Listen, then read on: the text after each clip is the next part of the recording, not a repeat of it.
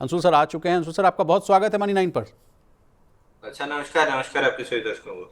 जी Anshul sir, जिस तरह से आज जो है ताबड़तोड़ जो बैठकों का दौर देखने को मिल रहा है, ट्रंप साहब और सी जिनपिंग की जो है वो हाई लेवल मीटिंग चल रही है, और जिस तरह से आज सेंसेक्स की वीकली एक्सपायरी है और बाजार देखिए 23,430 के आसपास है सर। हाई जो थी आज जो है 23,590 का, कल का प्रीवियस अगर क्लोज भी देखे तो वहां तक का लेवल जाता हुआ तो दिखा, लेकिन वहां हम लोग सस्टेन नहीं होते हुए दिख पा रहे हैं। क्या बात है सर, और कैसा लग रहा है चार्ट पर निफ्टी और बैंक निफ्टी?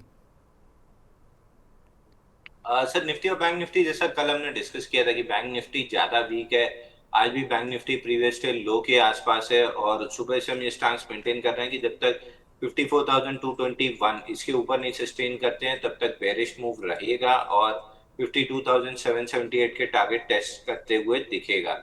निफ्टी पे भी ठीक है, आज फॉलो थ्रू मूव उतना अच्छा नहीं है, बट बैंक निफ्टी जैसा हमने एक्सपेक्ट किया था वैसे ही चल रहा है। निफ्टी जब तक 23,555 के नीचे है तब तक हम मान के चल रहे हैं कि प्रीवियस डे लो 23,262 और उसके बाद गैप फिलिंग 23,153 ये लेवल टेस्ट होते हुए दिखेंगे, तो बाजार डाउन साइड दिख रही है और बैंक निफ्टी स्पेशली ज्यादा डाउन साइड दिख रही है। ओके, तो क्या अंशुल सर निफ्टी के बजाय बैंक निफ्टी में अभी तत्काल प्रभाव से जो है शॉर्ट पोजीशन बनाया जाए? नहीं, अभी तो प्रीवियस डे लो टेस्ट हुआ है तो प्रॉफिट बुकिंग करने वाले आएंगे जिन्होंने ऊपर बेचा है। प्रीवियस डे लो नीचे से अगर रिजेक्ट होता है 3 मिनट या 15 मिनट के चार्ट पे तो शॉर्ट बनेगा, बट 52,778 आते हुए दिख रहा है। ओके, और निफ्टी में अगर किसी भी तरह का किसी को पोजीशन लेना हो सर तो क्या सलाह होगी? निफ्टी पे भी शॉर्ट ले सकते हैं, बट 23,555 ये आपका स्टॉप लॉस रहेगा। बेसिकली 13 अप्रैल का लो 23,555.6 है, यही आपका हर तरह के शॉर्ट पे स्टॉप लॉस होगा। Okay sir. गुलाम जी हमारे साथ जुड़ चुके हैं अंशुल सर। इनका सवाल है रिलायंस इंडस्ट्रीज पर, पूछ रहे हैं सर बताइए सर कैसा लग रहा है चार्ट्स पर, क्या करने की सलाह है? रिलायंस जी। रिलायंस मेरे पर्सनल पोर्टफोलियो में है सर, इस पे कोई कमेंट नहीं रहेगा। कल भी मैंने बाई किया है रिलायंस लोअर लेवल पे, तो इस पे किसी भी तरह की सलाह मैं नहीं दे पाऊंगा क्योंकि सेबी का 30 दिन पहले और 5 दिन वाला नियम लागू है। ओके। नैन्सी जी हमारे साथ जुड़ चुके हैं सर, और इनका सवाल है कि सर रिजल्ट्स के बाद सब स्टॉक्स गिर रहे हैं, जैसे जैगल, पारस, एबीडीएल, बीईएल, क्या रिजल्ट से पहले ही निकल जाएं, या क्या स्ट्रैटेजी बनाने की सलाह होगी? और देखिए, रिजल्ट के बाद किस तरह की वोलेटिलिटी आएगी ये कहना मुश्किल है, बट रिजल्ट के पहले मैं जनरली स्टॉक्स नहीं ट्रेड करता हूं। और अगर आप इन्वेस्टर हैं तब तो फिर रिजल्ट देखना ही पड़ेगा आपको, क्योंकि रिजल्ट अच्छे आते हैं तो फिर कोई खास दिक्कत नहीं रहेगी। बट जैगल में तो कम्प्लीटली डिजास्टर रिजल्ट है, जिसकी वजह से जैगल नीचे भी है 18-19% प्रोबेबली लोअर सर्किट भी मार जाएगा और नीचे में 200 212 रुपए आते हुए दिख रहा है जैगल प्रीपेड। ओके। साक्षी जी के सवाल पर आते हैं सर। उनका सवाल है कि केन्स टेक्नोलॉजी 4200 पर इन्होंने खरीदारी कर रखी है, पूछ रहे हैं क्या करें सर? केन्स टेक्नोलॉजी तो मैं रेगुलरली मना करते आ रहा हूँ। जब इसमें डबल टॉप बन के 7,000 का ब्रेक 6,996 का ब्रेकडाउन आ रहा था, तब से हम डिस्कस करते आ रहे हैं कि लगभग 2,200 रुपए ऑड लेवल है जहां तक ये स्टॉक आराम से गिरते हुए दिखेगा। पहली जोन ऑफ सपोर्ट जो थी 3248, उसी के आसपास गैरेट कर रहा है। जिस भी दिन 3248 तोड़ देगा अगली जो डाउन साइड खुलेगी वो खुल जाएगी समवेयर अराउंड 2424। Okay sir. आगे बढ़ते हैं सर। नेक्स्ट सवाल है रियल्टी स्टॉक डीएलएफ को लेकर। आहूजा जी का सवाल है 400 शेयर्स हैं इनके पास और खरीद का भाव है 896, पूछ रहे हैं व्हाट टू डू? डीएलएफ अभी अगर आपके पास है तो एक बार बुक कर लेना चाहिए, क्योंकि नीचे 540 530 की जोन आते हुए दिख रहा है। वहां पे अगर सपोर्ट मिल गया तो फिर अपसाइड वापस ट्रैक्शन मिलेगी। बाकी वीकली पे ऐसा लग रहा है कि 10-20 वीक मूविंग एवरेज में पुल बैक टर्मिनेट हो गया है। Okay sir. सर आज जो बड़ी खबर आ रही है शुगर स्टॉक्स को लेकर कि जो निर्यात है उस पर जो है तत्काल प्रभाव से रोक लगा दी गई, 30 सितंबर 2026 तक जो है वो आदेश लागू रहेगा। उसके बाद सर शुगर स्टॉक्स में बड़ी हलचल है, 4-5% की गिरावट के साथ कारोबार हो रहा है, क्या करने की सलाह होगी सर आपसे? देखिए, 1-2 दिन अवॉइड करना चाहिए और उसके बाद वापस आके बलरामपुर चीनी पे फोकस करना चाहिए। 544-50 निकलता है तो बलराम चीनी जरूर आप बाई करके चल सकते हैं। ऊपर में आपको 595 तक के टारगेट मिलेंगे। ओके। अंशुल सर, आज जो निफ्टी के टॉप गेनर्स और लूजर्स की लिस्ट में देख रहा था, उसमें आईटी स्टॉक्स जो हैं वो एकदम भर भर के दिख रहे हैं। क्या करने की सलाह होगी इसमें? क्या अभी भी जो आईटी स्टॉक्स से तौबा कर लें? जिस तरह से जो है चैट जीपीटी का नया मॉडल आया था, उससे हलचल मच गई थी, उसके बाद क्या करने की सलाह होगी सर? बिल्कुल सर, अगर अब तक आप आईटी स्टॉक्स होल्ड कर रहे हैं, अगर आईटी बीज होल्ड कर रहे हैं तो फिर कोई खास दिक्कत नहीं है। इवेंचुअली कभी ना कभी आपके भाव आ जाएंगे, बट इंडिविजुअल आईटी स्टॉक्स और वो भी mid cap small cap IT stock अगर आप होल्ड कर रहे हैं और अब तक होल्ड कर रहे हैं, तो आपको एक बार कान पकड़ के 10 बार उठक बैठक कर ही लेना चाहिए। ये तो बहुत कम आप अपने आप को सजा देंगे, क्योंकि अल्टीमेटली डाउन ट्रेंड में है। और लार्ज कैप में टीसीएस जैसे स्टॉक में अगर सपोर्ट्स के ब्रेकडाउन आ रहे हैं, इन्फोसिस में जैसे सपोर्ट्स के ब्रेकडाउन आ रहे हैं, तो फिर जब इतने बड़े large cap mega cap companies में ब्रेकडाउन आता है तो मिड कैप स्मॉल कैप तो पलंग के नीचे लेट जाते हैं। एकदम दूर रहना है, बिल्कुल भी किसी तरह की बाइंग नहीं करनी है। अगर एकदम डॉक्टर पर्ची पे लिख के दिया है कि आईटी पे करना ही है काम, तो केवल आईटी बीस में कीजिए, बाकी किसी में करने की जरूरत नहीं है। ओके सर, चौधरी साहब के सवाल पर आते हैं सर। इनका सवाल है एएस गार्ड आल्को, ट्रैक करते हैं सर इस शेयर को। 3400 शेयर्स इनके पास, खरीद का भाव है 41।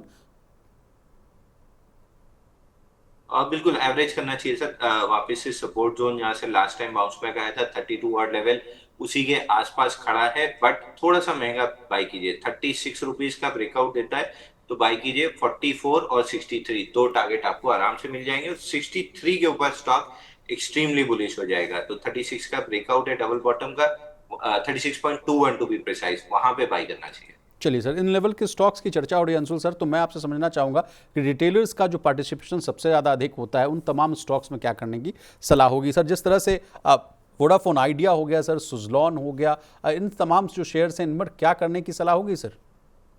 देखिए सुजलॉन में तो आज 2 दिन के हाइस के ऊपर ब्रेकआउट बनाने की कोशिश हुई थी, जो फेल हो रही है, और 20 डे जी। मूविंग एवरेज कैचअप भी फेल हो रहा है। तो सुजलॉन 49.82 पे 50 डे मूविंग एवरेज है, वहां तक नीचे आ सकता है।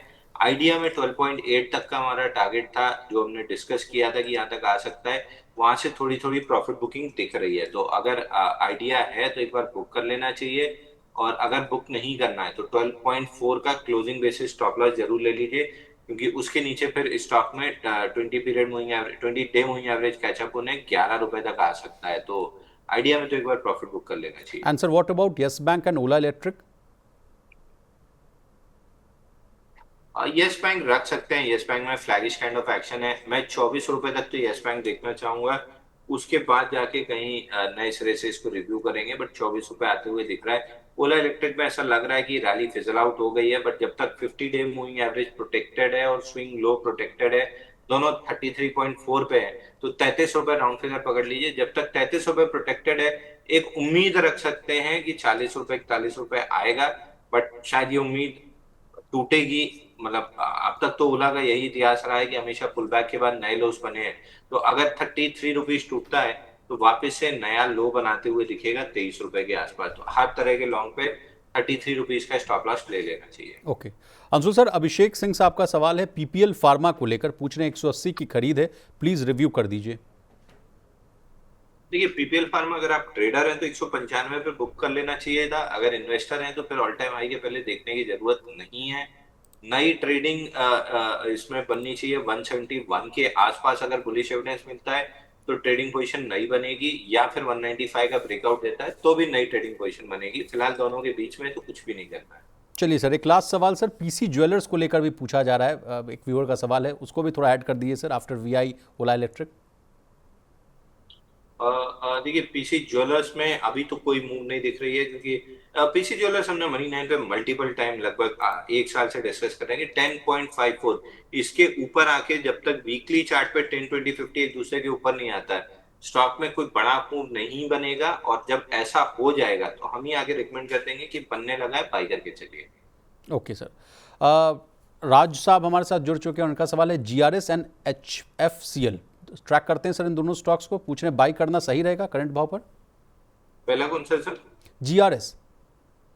GRS, GRSC. जी। देखिए जीआरएससी में फाइनली ब्रेकआउट फेल होते हुए दिख रहा है। 2814 नहीं प्रोटेक्ट हो रहा है। आज के सेशन में ब्रेकडाउन है। अगर ये 50 डे मूविंग एवरेज 2630 के नीचे सस्टेन करना स्टार्ट करता है, तो फिर जहां से रैली स्टार्ट हुई थी वो लेवल उसका लो है 1963 ये टेस्ट होने के लिए आ जाएगा, तो खराब लग रहा है जीआरएससी। और दूसरा एचएफसीएल था इनका, एचएफसीएल में भी आज प्रॉफिट बुक होना स्टार्ट हुई है, बट अगर या तो प्रॉफिट बुक कर लीजिए, और अगर थोड़ा सा आपको लीवे देना है और ट्रेलिंग स्टॉप लॉस लगाना है तो 135 का लगाइए। मैं 135 के ट्रेलिंग स्टॉप लॉस के फेवर में रहूंगा, क्योंकि कई बार 2-3 दिन की पुल बैक देके स्टॉक वापस ऊपर चल देता है, तो वो चांस मैं स्टॉक को और मार्केट को देना चाहूंगा। आई वुड वेट, मैं 135 का क्लोजिंग स्टॉप लॉस से वेट करना ज्यादा पसंद करूंगा। चलिए सर, जाते जाते अंतिम सवाल सर, दो स्टॉक्स रिलायंस पावर और साउथ इंडियन बैंक, इन दोनों स्टॉक्स में पूछ रहे हैं व्यूअर कि क्या करने की सलाह होगी सर। साउथ बैंक में 41.65 रिजेक्ट हुआ है, तो 37 जोन टेस्ट हो सकती है। ट्रेडिंग के लिहाज से तो कुछ भी नहीं बन रहा है, इन्वेस्टिंग के लिहाज से 36-37 की जोन में, सॉरी 35-36 की जोन में एक बार बाइंग देखी जा सकती है। दूसरा स्टॉक कौन सा था सर साउथ बैंक के रिलायंस अलावा? Power, Reliance power. R power में फिलहाल तो कोई ट्रेड नहीं बन रहा है, 29.2 तक पुल बैक आना था, कंप्लीट हो गई। 20 और 50 डे दोनों का ब्रेकडाउन दे रहा है। अगर ये 26.8 26.5 इस जोन को नहीं प्रोटेक्ट करता है, तो वापस आपको 23 और 20 की जोन देखने के लिए मिल सकती है। वीक लग रहा है, किसी भी तरह की बाइंग 29.21 के बाद ही होनी चाहिए।